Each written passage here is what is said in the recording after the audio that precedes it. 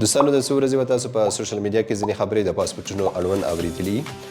چې کوم چا پاسپورټ د ټپې په ذریعه تمدید کړی وي نو دوی اوس نشي کولی چې متحده عربي اماراتو ته سفر پرې وکړي دا چې ما لږ مصروفیت درلودل ما ونه شل کولی چې ویډیو تاسو ته په خپاره کړم خو ما یو پوسټ کړی و او ما چې خپل واتساپ چې کوو خورا زیات میسیجونه د اړوند راغلي وو زیات ملګرو دا توپیر نه و کړی چې سټیکر پاسپورټ او یا ټپه شوي پاسپورټ کې سفر شته او که نه تاسو دا وګورئ په سکرین باندې دغه هغه پاسپورټونه دي چې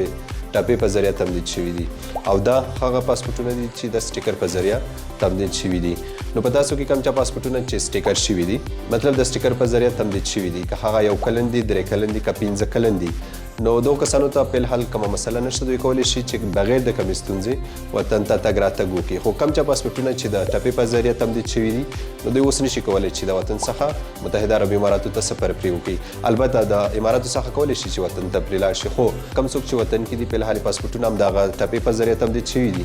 نو تاسو لاړ شئ نوي پاسپورټونه واخلئ